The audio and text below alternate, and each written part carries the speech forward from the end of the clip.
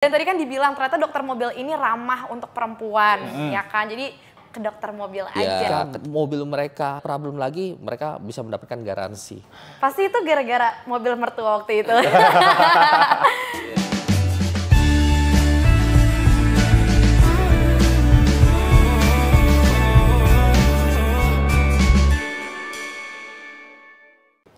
Hai teman-teman Podcast School, teman-teman Domo Podcast. Kita balik lagi nih sama gue, Fanya. Ya, ada gue Jack juga. Dan sama gue Ricky. Yes, Ko Ricky. Halo Fanya. Hai Ko, sehat ya Ko? Sehat. Dan hari ini gue sama Jack ini kita lagi bajak dulu nih podcast ya kan, Podcast School. Karena menarik banget dokter mobil ini bahkan punya podcastnya juga yang pasti bisa ngasih knowledge lah ya ke teman-teman yang nonton tentang seputar mobil dan lain-lainnya. Karena mungkin untuk orang kayak aku nih kok yang nggak terlalu tahu tentang mobil, dengan nonton Domo Podcast tuh pasti oh ternyata usaha mobil dan lain-lain itu seperti ini gitu. Dan Ko Ricky lagi sibuk apa nih sekarang? Sekarang lagi sibuk, kita mau ekspansi sih. Wow, mau diekspansi lagi? Iya, kan kita baru buka unit bisnis kita yang namanya Raspro di Kelapa Gading sini. Tempatnya sekitar 1.300 meter, baru buka sekitar seminggu lalu lah. Oke. Dan ini dalam mudah-mudahan sih tahun ini kalau misalnya semuanya lancar, kita mau opening lagi dokter mobil 10-20 cabang baru. Wow. Tahun ini, iya. Tersebar di mana gitu kok? Kita saat ini lagi fokusnya di daerah Jabodetabek doang, Zek. Jadi kita ibaratnya yang luar kota itu mungkin opsional. Oke. Tadi aja kok pas aku mau ke sini, aku tuh bingung kok ini tuh dokter mobilnya yang mana, karena di Kelapa Gading aja ya banyak banget Jack, banyak banget kok. Jadi aku suka pas di jalan ini yang mana ya dokter mobilnya, ternyata di sini. Jadi mungkin teman-teman Podcast School yang tinggal di Jakarta juga gitu kan, sekitaran Kelapa Gading, karena rumahku juga deket sini. Iya, jadi kayak kalau mau benerin mobil atau apa bisa ke dokter mobil. Dan namanya unik. Kok. Betul. Kenapa dokter mobil gitu? Apa sih, dan boleh dijelasin juga mungkin ke teman-teman Podcast School dokter mobil tuh? Iya, dokter mobil itu di awal itu kita ibaratnya kan kalau misalnya mobilnya lagi bermasalah, jadi kita tuh sering sebutnya, wah mobil gue lagi sakit nih gitu. Gitu. Mana gitu loh. Jadi ibaratnya perbaikannya di mana gitu loh. Jadi tahun 2015 tuh kita langsung ibaratnya idenya spontan. Nyeletuk aja tiba-tiba, wah mobil gue sakit kayaknya perlu ke dokter. Nah makanya saat itu kita bikin namanya dokter mobil. Oh, biar gampang juga diingat gitu ya sama orang-orang. Kalau kita ke dokter mobil aja nih, mobil gue sakit. Yes, seperti itu. Dan dokter mobil ini udah ada dari 2015. 2015. Udah 9 tahun berarti 9 tahun dan itu kalau anak udah SD kayaknya. Iya. Mau ekspansi bro, gila banyak banget sih kok. Apa sih kok yang nge-trigger Ko Ricky ini kayak gue harus bikin nih dokter mobil ini? Nah pada waktu itu tuh kebetulan mobilnya mertua gue tuh lagi rusak.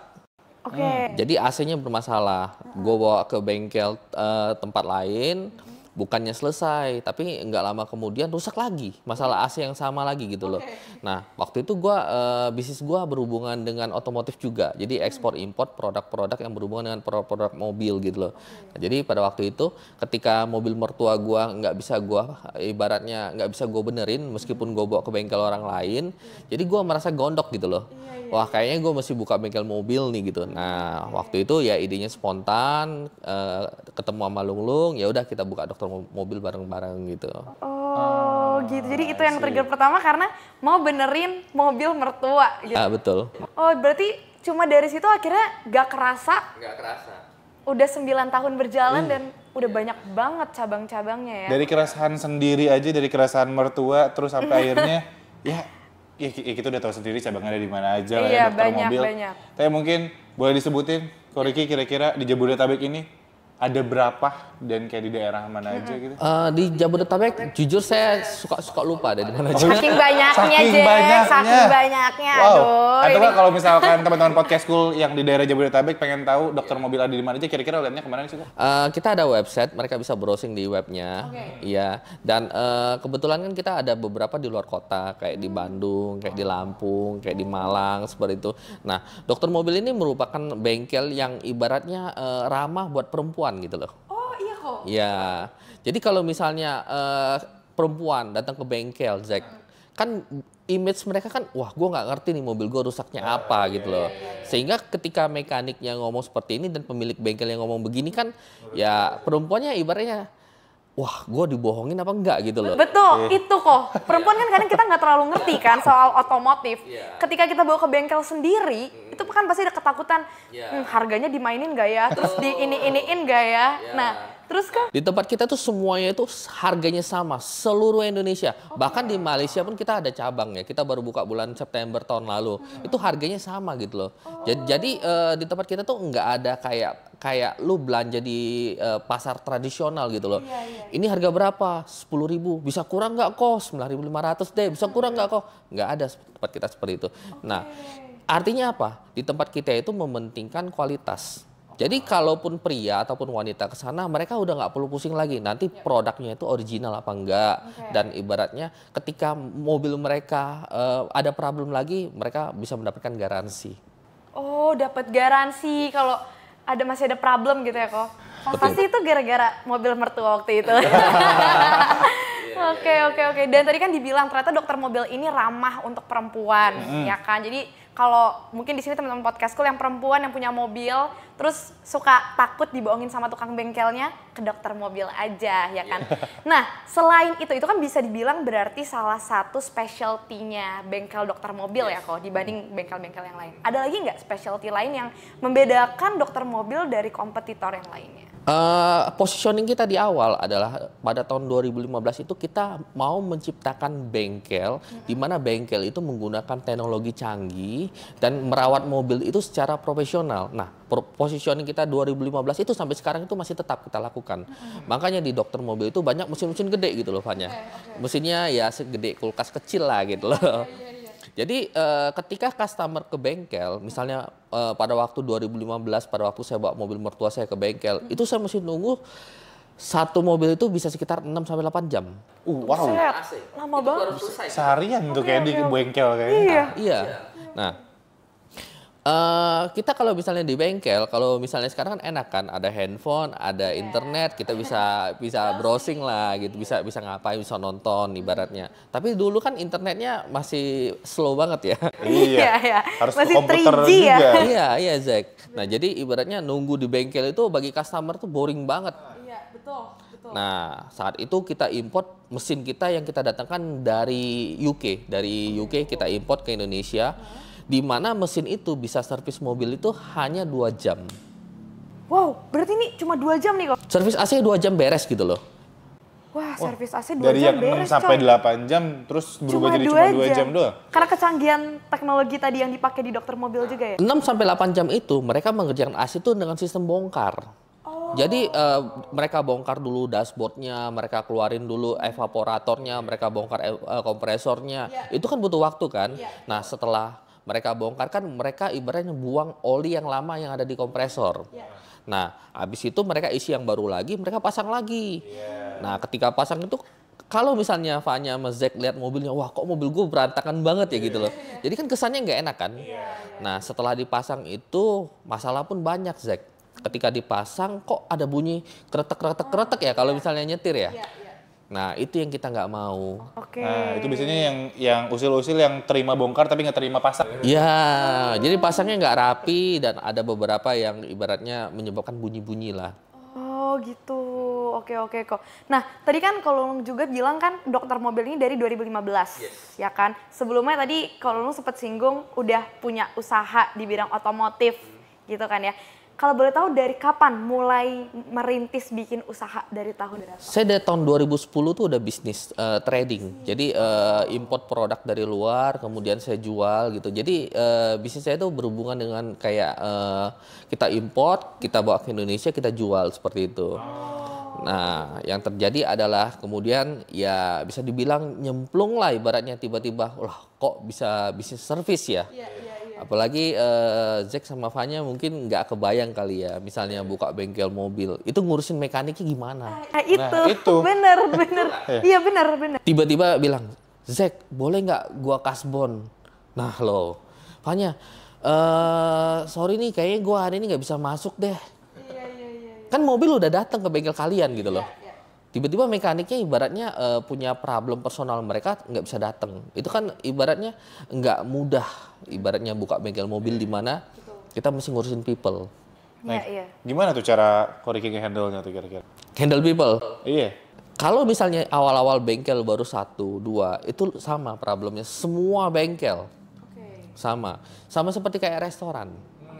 Jadi kalau kayak restoran gitu kan kita kan cukup bergantung sama chefnya kan.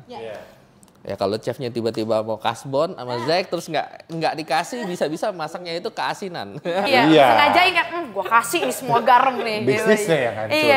Iya. Oke. Misalnya tiba-tiba mau minta izin sama Fanya, nggak dikasih, besoknya dia tiba-tiba nggak masuk gitu loh. Iya, banyak alasan. Iya. Oke. Kalau 1, 2 cabang itu problemnya sama ke people-nya. Tapi ketika cabang lu udah banyak, kita mesti punya stok gitu loh. Stok mekanik gitu loh. Jadi kita nggak khawatir kalau ada 1 mekanik, 2 mekanik ibaratnya problem, ya tinggal kasih SP. Ya, dan masalah people tuh kembali lagi sih ibaratnya ada secara nggak langsung itu ada kata adil di dalam perusahaan. Ada kata adil. Kata adil gitu loh. Ketika mereka ngerasa, wah tempat kerja gua adil terhadap gua, tempat kerja gua ibaratnya respect terhadap gua, maka mereka bisa menjadi ibaratnya tim kita yang loyal. Oke, iya betul ya. Oke, berarti kan itu di kisaran umur berapa tuh kok di tahun 2010? Saya di 2010 itu, sekarang 2024 ya, potong 14. Masih muda lah ya, berarti ya, masih muda. Sekitar 26 lah. 26 tahun kok. 26, 27 ya, mulai usaha. Dan memang kan kalau, berarti kan kurang lebih seumuran kita lah, Jack, ya kan? Banyak nih kok, umuran kita tuh pengen bikin usaha, bikin bisnis gitu. Ada nggak sih tips yang bisa kok Ricky kasih gitu? Gimana sih caranya biar kita nih anak muda yang masih belum punya apa-apa nih, uang bisa dibilang masih seberapa lah. Cara merintis bisnisnya tuh gimana? Oke, bisnis itu kalau menurut saya itu ada bisnis yang berhubungan dengan passion. Betul kan? Ada bisnis yang berhubungan dengan opportunity di market. Oke, kalau saya ini tipikalnya orang yang melihat bisnis itu ada opportunity-nya di market. Jadi saya nggak peduli passion saya apa gitu. Asal peluangnya ada, saya kerjain gitu. Karena di tahun 2015 pada waktu saya sama Lunglung buka bengkel, saya ini sampai sekarang ini nggak pernah ibaratnya servis mobil saya sendiri. Tangan saya tuh nggak pernah ibaratnya bongkar-bongkar mesin, bongkar-bongkar apa, nggak pernah gitu loh. Nah, gimana caranya kita menemukan ibaratnya bisnis yang potensinya ada? Kadang-kadang teman-teman itu nggak sadar, apalagi misalnya teman-teman mahasiswa ya, saya bilang ya, mereka hanya lihat peluang bisnis apa dari sekitarnya, betul nggak? Dan dari sekitarnya itu mereka lihat, wah misalnya, wah Fanya ini lagi jualan hijab, wah rame gitu loh. Zack lagi jualan ibaratnya kuliner, rame. Nah kalau saya teman kalian, di kepala saya apa? Role model saya adalah kalian berdua, benar nggak? Kalau saya nggak jual kuliner kayak Zack, saya jualan ibaratnya fashion kayak Fanya gitu loh. Tapi apakah saya ada hoki di sana? Belum tentu kan? Belum tentu. Karena Zack bisa sukses di kuliner, pasti melewati masa-masa pahit. Di mana ibaratnya itu nggak diajarin di bangku sekolah lah. Dan Fanya pun begitu kan? Saya orang luar hanya melihat sekilas kalian udah mencapai hasil di titik seperti ini. Nah, kalau saran saya, kalian mesti melihat dari secara global. Dari secara global, oke? Nah, paling gampang itu kalian liburan ke luar negeri. Paling gampang. Nah, pada waktu kalian ke luar negeri itu paling gampang kalian kunjungin pusat perbelanjaannya shopping mall. Kalian lihat tuh tempat apa aja yang rame-rame. Nah, yang kedua adalah ketika kalian main ke luar negeri, usahakan kalian pun ibaratnya juga belajar kebiasaan masyarakat sana itu seperti apa. Oke, dipelajari karakteristiknya ya, karakteristik marketnya. Oke. Nah, kalau misalnya nih memungkinkan, bisnis itu memungkinkan nggak bawa ke Indonesia? Nah, kalau memungkinkan ya kenapa enggak gitu loh. Kalau kalian misalnya patungan beberapa temen misalnya ibaratnya mau bikin bisnis, itu paling gampang itu kayak teman saya itu dia ke franchise expo yang ada di Filipina. Dia bawa salah satu brand ke Indonesia dan sekarang cabangnya ada 40-50 cabang gitu loh. Oke. Berarti di luar negeri itu kita ibaratnya kayak tes ombak dulu gitu ya kok ya. Kira-kira bisa nggak nih dibawa ke negara gue? Gitu. Makanya bisnis pertama Ko Ricky adalah impor. Iya. Jadi bisnis pertama itu saya conteknya itu dari UK. Wow. Dan ternyata cocok nih sama marketnya orang. Iya, karena ya pain customer pada waktu ke bengkel itu waktu. Mereka mesti menunggu. Betul. Ya kan? Apalagi cewek ibaratnya disuruh menunggu di bengkel itu, aduh gue boring banget nih cowok semua lagi.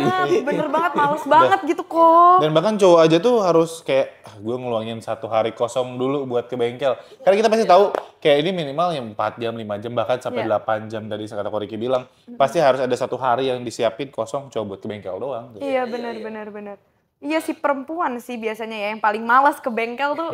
Malas perempuan. Ya dan bahkan sempat ngelewat nih kok di TikTok gue ada kayak cewek yang bilang, oh enggak, ganti oli hanya marketing. Ganti oli bukan marketing. Ganti oli hanya marketing ya. Ganti oli tuh beneran harus ganti oli ya.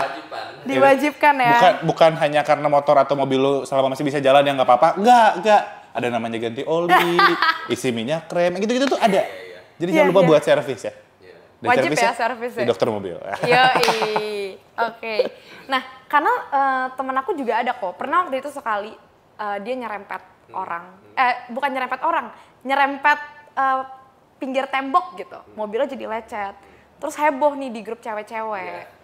Gimana nih, gue harus bawa ke bengkel apa ya? Nggak tahu. Harganya berapa ya? Takut dibohongin nih sama tukang bengkelnya gitu. Lah, dia nanya ke grup cewek-cewek. Terus aku bilang, Om, lah gue juga nggak ngerti ya, gue harus kemana ya gitu. Dia di Bekasi Om tinggalnya. Terus ya gimana nih, akhirnya dia berusaha cari-cari, terus dia googling, terus akhirnya dia pergi. Jadi misalnya problemnya itu gitu kok. Jadi kalau misalnya ke dokter mobil pasti dikasih tahu kan, kalau maksudnya kayak price list-nya nih segini. Dan ramah perempuan juga nggak akan dibodoh-bodohi gitu kan, kalau misalnya mau servis. Iya. Nah, masalahnya kenapa cewek nggak berani bawa mobilnya ke bengkel itu banyak faktornya. Yang tadi saya bilang kan pertama itu takut dibohongi, betul kan? Yang kedua tuh cewek itu ibaratnya nggak mau pusing lah ketika ada masalah di mobil gua maunya beres gitu loh. Yang ketiga garansinya kalau misalnya apa-apa kemana gitu loh. Kalau misalnya kita ibaratnya mobilnya kita bawa ke bengkel, oke salah satu bengkel. Tapi ketika ibaratnya beberapa hari kemudian masalahnya muncul, terus pada waktu datang lagi, oh ternyata yang rusak yang lain lagi, mesti keluar duit lagi. Kan itu kan nggak enak kan? Bener nggak? Makanya di tempat kita itu kita periksa dulu, kita analisa dulu. Analisa kita cepet kok, hanya 10 menit. 10 menit doang? Itu. Tapi kok coba dong ini buat teman-teman podcast school, buat The Domo Podcast juga. Mungkin ini kan masih ada teman-teman yang masih sekolah, masih ada kuliah. Coba kira-kira kenapa teman-teman podcast school ini yang masih sekolah kuliah, yang baru punya mobil, yang baru punya kendaraan ini harus servisnya ke dokter mobil sih? Nah, di dokter mobil tuh yang tadi saya bilang, ketika mobil kalian ada problem, kalian enak. Misalnya kalian lagi ke Bandung, mobil kalian problem di Bandung, kalian tinggal datang ke dokter mobil Bandung. Ya kan, pasti kita support gitu loh. Dan kalau misalnya kalian lagi ke Surabaya, mobilnya problem di Surabaya, ya tinggal ke Surabaya. Nah, yang di tempat kita tadi, selain kita merawat mobil menggunakan mesin canggih, yang waktunya hanya sebentar itu, kita juga memberikan garansi. Hanya kita di Indonesia yang berani memberikan garansi uang kembali 100%. Oh wow. Jadi misalnya Zack mobilnya di treatment tempat kita untuk perawatan AC dan ternyata nggak dingin nih Zack. Nah ya sudah kita balikin uangnya 100%. Gila. Itu berani banget tuh kok, bener-bener balikin. Karena udah jamin banget. Iya, karena udah terjamin. Iya, betul. Nggak perlu diraguin lagi. Problemnya adalah di analisa awal kan. Ketika analisa awalnya udah bener, maka customer pun merasa, wah gue nggak dibohongin nih. Tapi kalau misalnya Fanya punya mobil, apalagi wah ini cewek nih, nggak ngerti mobil nih. Biasanya kan kayak gitu kan, bandel-bandel. Iya. Wah ternyata yang rusak ini nih, padahal yang rusak yang lain. Iya. Waduh. Betul nggak? Tonnya kena nih. Iya. Suka terjadi tuh ya kok? Suka banget. Dan itu banyak banget. Makanya di tempat kita tuh transparansi, kejujuran itu adalah modal utama kita. Modal utamanya itu ya, transparansi, iya. kejujuran. Oke, tadi kan Ko Ricky bilang lagi mau fokus nih di ekspansi se-Jabodetabek. Pasti kan kalau mau ekspansi, pasti kan butuh dari dasarnya dulu nih. Dasar dokter mobil harus kuat dong fondasinya. Apa nih yang dijadiin fondasinya dokter mobil sendiri untuk kayak diperkuat lagi untuk bisa nge-expand lebih luas lagi di Jabodetabek? Oke, kita kalau misalnya lihat bengkel, bisa dibilang ada salah satu bengkel lah, mungkin bisa dibilang bukan bengkel lah, tempat penggantian aki mobil. Itu kan cabangnya ada 360 lebih se-Indonesia. Oke, saya tidak sebut brandnya gitu loh. Nah, kita dokter mobil, seluruh Indonesia ini baru ada 30, sedikit banget kan numbernya kan. Oke, nah pondasinya adalah gimana customer itu dimudahkan, makanya kita mendekat kepada mereka. Jadi kalau misalnya kita mendekat kepada mereka, mereka mau servis nggak perlu jauh-jauh, itu suatu nilai plus. Iya, betul. Oke, nah fondasi yang kita tanamkan ini adalah selain kita menggunakan mesin canggih, produk berkualitas, kita benar-benar ngerti masalah mobil, oke. Kita juga punya pondasi di mana pondasi paling penting itu adalah people. Ya, makanya di suatu perusahaan itu nggak banyak sih perusahaan yang bisa memberikan training terhadap karyawannya. Oh, di sini karyawan di training dulu kok? Iya, kita training gitu loh. Bahkan untuk middle management ke atas saya dengan dan Lunglung langsung training. Langsung gitu turun tangan? Langsung turun tangan. Wow. Iya. Berapa lama tuh kira-kira trainingnya kok? Untuk misalnya kita training admin, kita training supervisor, kita training mekanik, itu tergantung. Biasanya sekitar 2 minggu. Oh. 2 minggu, iya. Kadang 2 minggu di kantor, 2 minggu di lapangan. Oh, gitu. Iya. Oh, di training dulu, Jack. Iya, jadi karyawan-karyawan yang ada di dokter mobil udah pasti terpercaya, udah benar. Pasti kredibel juga. Dan dari situlah, dari pertama dengan mendekat ke orang-orangan itu yang jadi fondasi utamanya gitu kan kok. Dan pasti banget nih ada ups and downs-nya dong kok. Pasti, dengan bangun bisnis dokter mobil ini.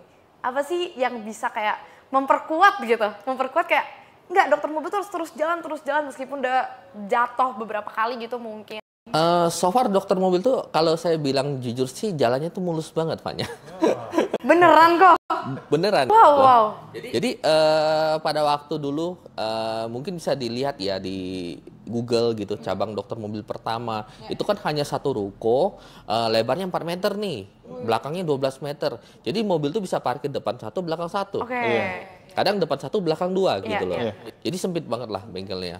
Nah, pada waktu itu kita pertama kali bawa mesin-mesin canggih itu kita udah diliput sama MNC, SCTI, Global TV, Metro TV gitu. Kita cukup kaget sih pada tahun 2017 itu kita diliput sama 5 TV nasional gitu. TV nasional itu TV gede-gede semua.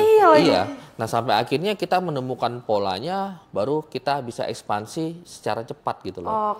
Kalau misalnya dibilang up and down ada nggak ada pastinya, tapi nggak berhubungan dengan bisnisnya, berhubungan dengan sistem.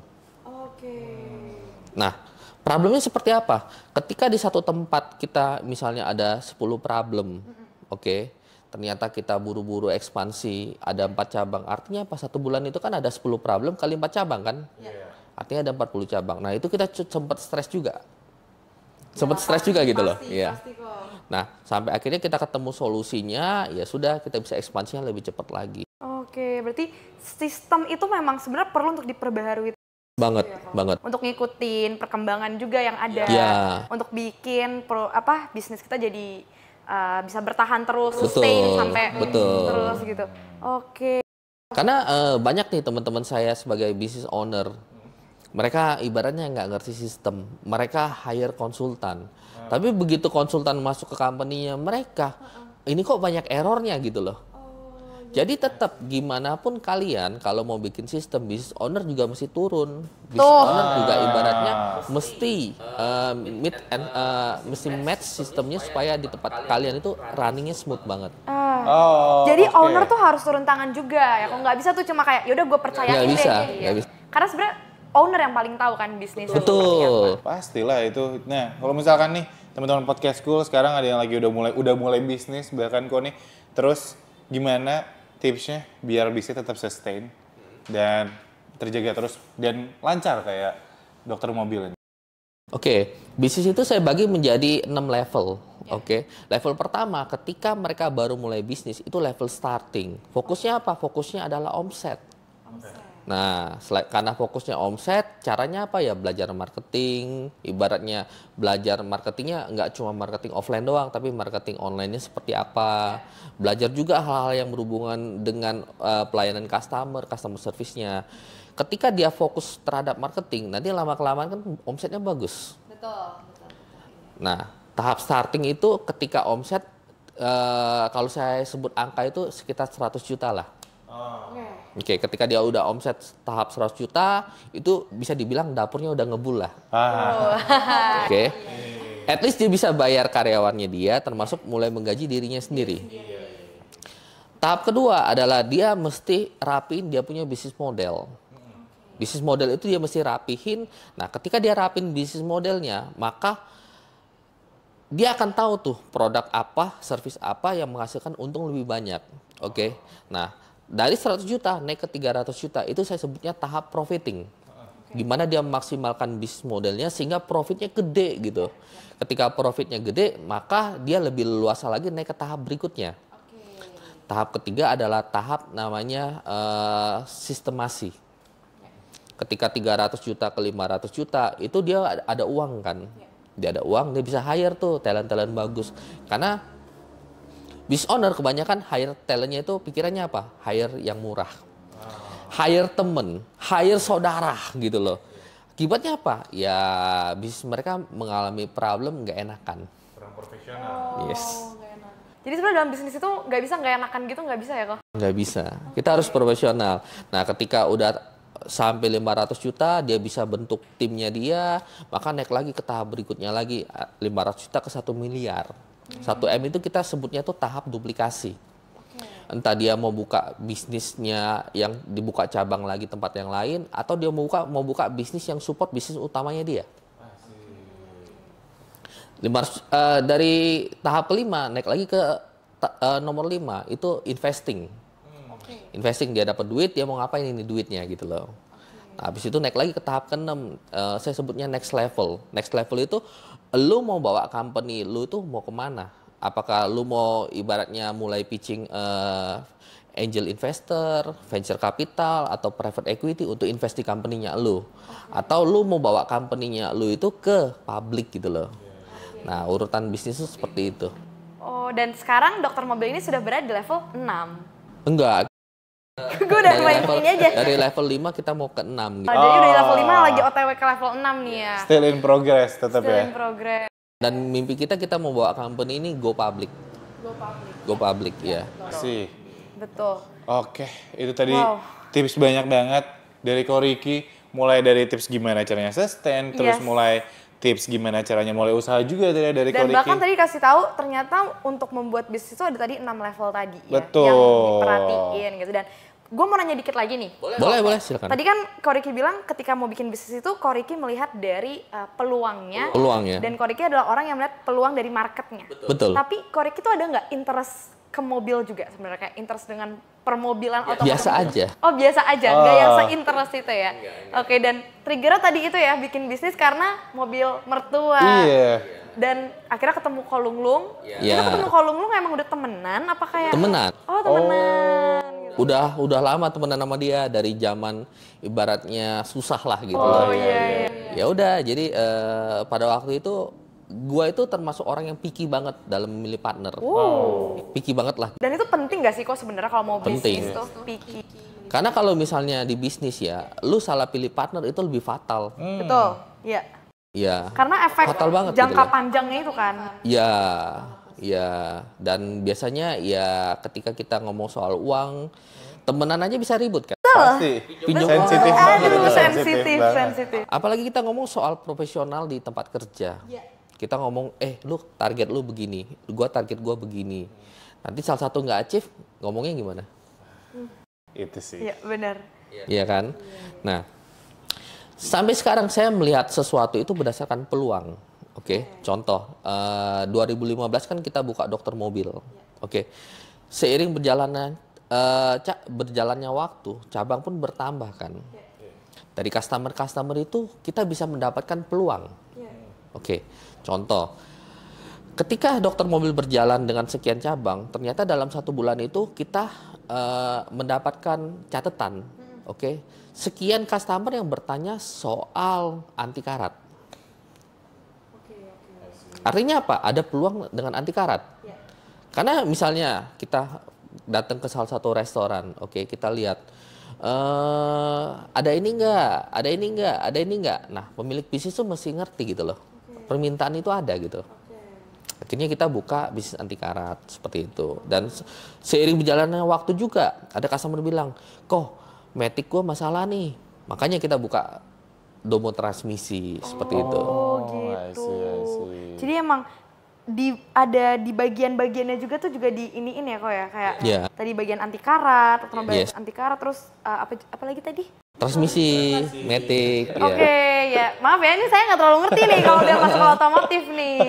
Oke, dan akhirnya ketemu Kak Lung Lung dan yaudah akhirnya terus merintis bikin usaha dokter mobil ini. Ya, nah yang tadi saya bilang kan ketika kita partneran bisa ribut nggak? Bisa.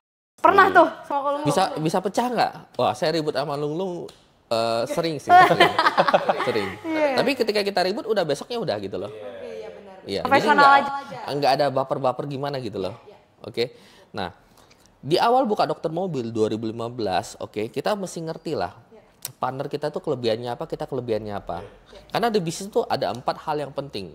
Pertama adalah marketing, kedua adalah operation, ketiga adalah finance, keempat adalah XR. XR tuh bisa disebut SDM lah. Nah, kalau di awal, gua sama Lung Lung tuh bener-bener match. Gua kuat di marketing, Lung Lung kuat di operation. Jadi kalau misalnya dibilang kalau orang lain kan tidurnya pakai bantal kan, Lung Lung tuh nggak pakai blok mesin ya. Astaga, pakai mesin ya. Oke, berarti itu ya maksudnya perlu kenal masing-masing sesama kelebihan partner kita. Dan itu kan saling melengkapi gitu ya kalau kayak Ko Ricky mungkin memang udah ngerti banget bisnis dan kebetulan si Ko Lung Lungnya ini dia orang yang interest banget dengan otomotif. Jadi ketemu cocok gitu ya. Gitu. Karena kayaknya kedengarannya lebih rumit milih partner bisnis daripada partner hidup kayaknya. Betul. Iya kok. Itu dia. Kalau gitu kok, mungkin sebelum kita tutup nih, tips and tricks yang mau Ko Ricky kasih deh, as a last statement juga untuk di sini kan banyak teman-teman masih kuliah nih, mungkin yang nonton, yang mungkin kayak lagi merintis usaha juga, yang lagi ini, apa yang mau Ko Ricky sampein buat teman-teman? Untuk teman-teman yang merintis usaha, saran saya sih simple sih, jalanin aja peluang yang ada di depan mata. Karena ketika kalian jalanin peluang yang ada di depan mata, kalian akan menemukan masalah. Dari masalah itu ketika kalian bisa pecahkan, maka kalian akan naik level. Betul kan? Apakah bisnis itu akan cocok untuk kalian di masa depan? Saya juga nggak tahu. Tapi ketika kalian menghadapi banyak masalah, semakin cepat kalian tumbuh menjadi pengusaha yang tangguh. Seperti itu. Iya betul. Wah itu dia. Dijalanin dulu aja kalau dapat masalah, kalau bisa mecahin masalahnya, berarti lo udah siap untuk naik level gitu ya kok. Untuk menjadi seorang pebisnis yang tangguh. Iya, lagian lo juga pasti udah jago kan ngomongin jalanin dulu aja. Namanya juga anak muda kan, apa-apa jalanin aja dulu. Ko Ricky thank you banget. Thank you banget Fanya, Zack, thank you banget. Seru banget, udah dapat banyak insight juga. Betul. Dan semoga yang disampaikan tadi sama Ko Ricky bisa bermanfaat banyak. Yang nonton juga kalau mobilnya kenapa-napa bisa tahu harus kemana. Ke dokter mobil udah ada di mana-mana, sejabodetabek, bahkan mau ekspansi ke Malaysia juga kan. Udah ada bahkan di Malaysia juga tuh. Jadi enak banget dan thank you so much sekali lagi Ko Ricky. Thank you so much Ko Ricky. Fanya juga sama Jack juga. Mau thank you buat semua teman-teman yang udah nonton. Sampai bertemu lagi di lain kesempatan. See you. Bye.